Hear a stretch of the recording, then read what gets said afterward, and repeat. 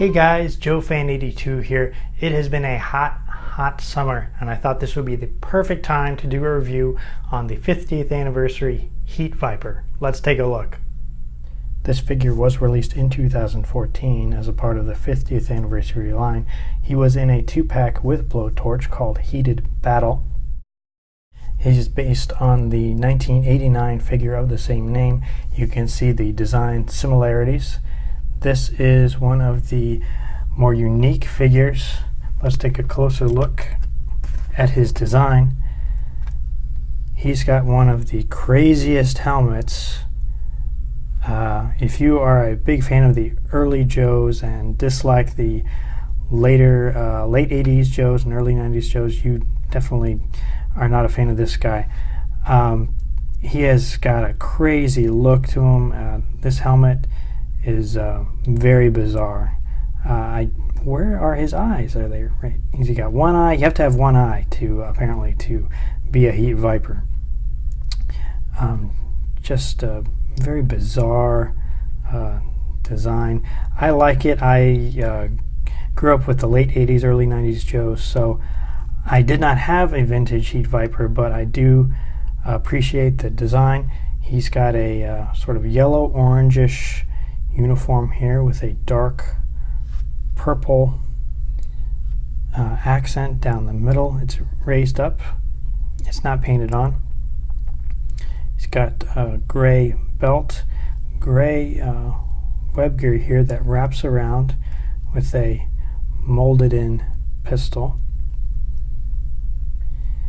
He does have a, I don't know if you can even see this, it's a Cobra symbol that's painted on in gold paint.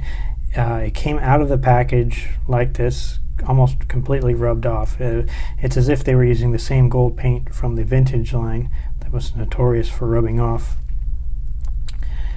It's kind of a waste to use that color on top of this color anyway. I would have used a much darker color for it to stand out.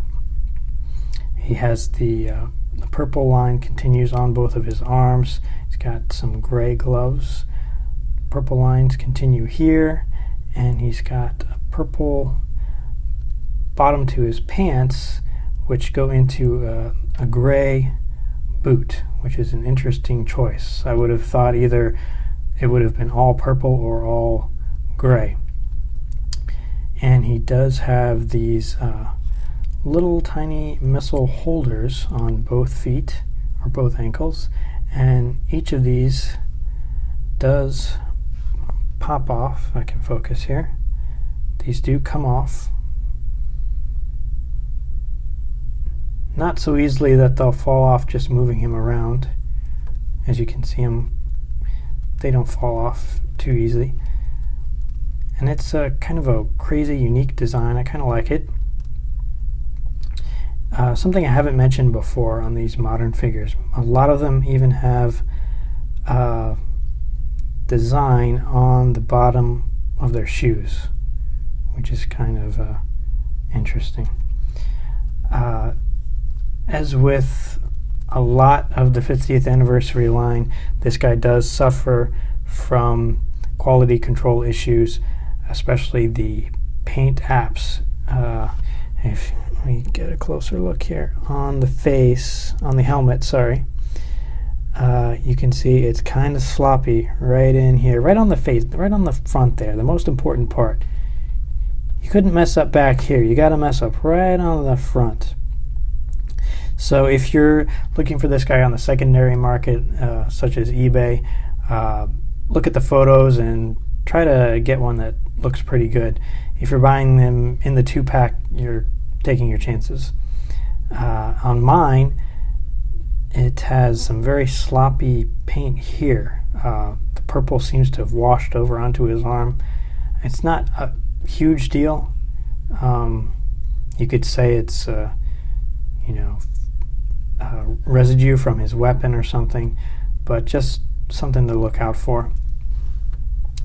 Another interesting thing is that he's covered head to toe except for his neck. For some reason they decided not to. I would have just had the uniform go all the way up through his head. As a comparison, if I can set him there, this is the 1992 H.E.A.T Viper, and he is almost covered head to toe, except for his face here, but he does have a uniform that covers his neck. His helmet is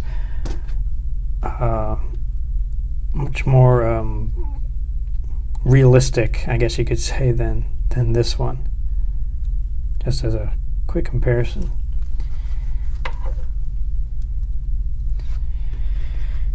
Let's look at his articulation.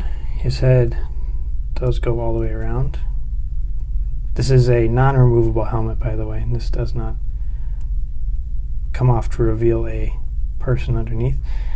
The arms do a full 360. He's got a elbow joint there that bends 90 degrees. He's got wrist joints. He does have the other wrist joint as well on both hands. He has the modern chest joint there. Does bend slightly. His legs move like so. He's got double jointed knees. There you go.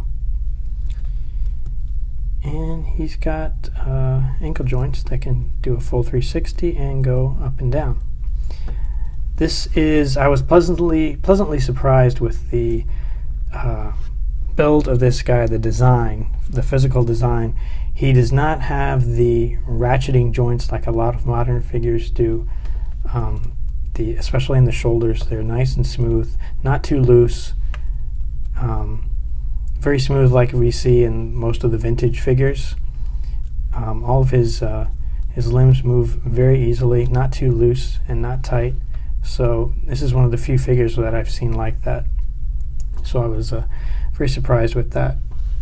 Let's take a look at his accessories. He comes with a backpack,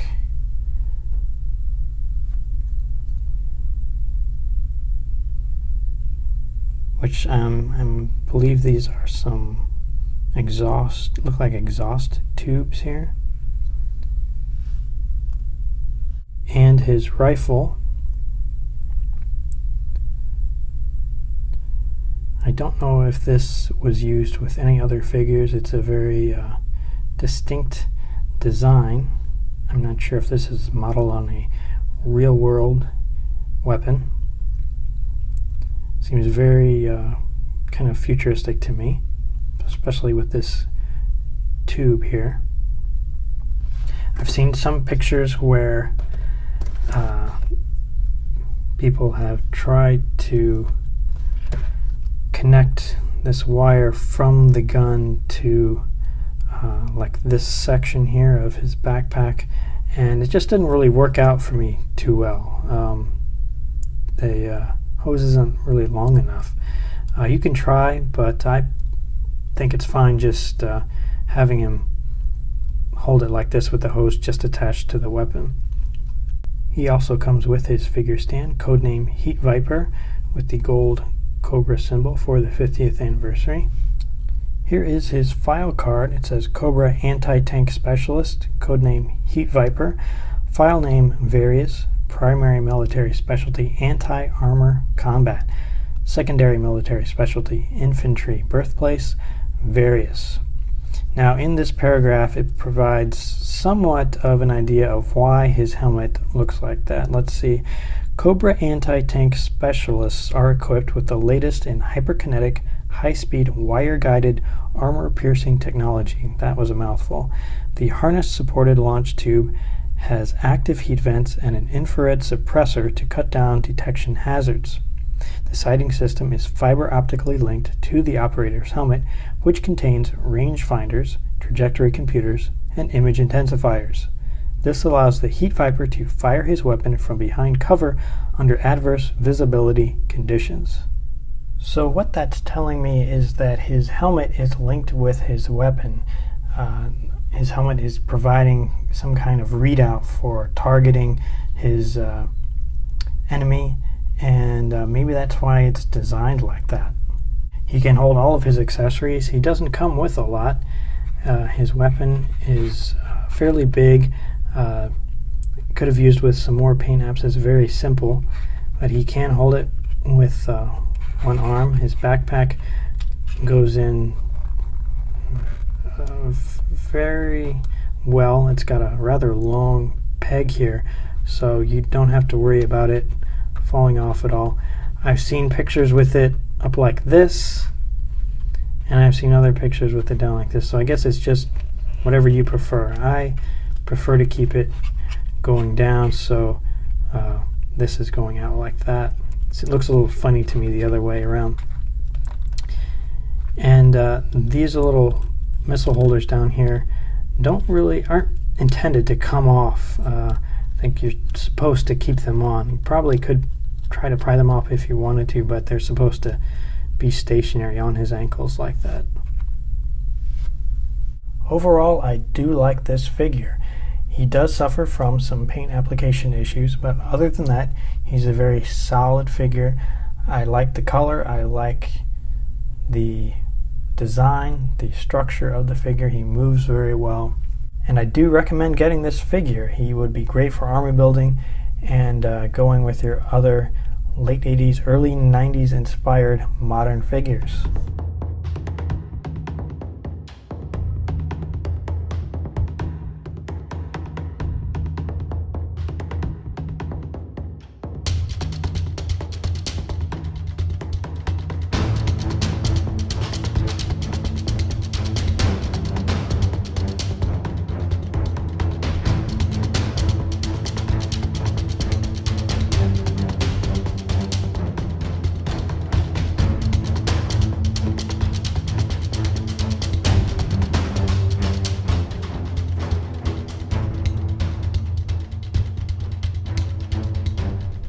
So that was my review of the Heat Viper, but I want to know what you guys think. Let me know in the comments below.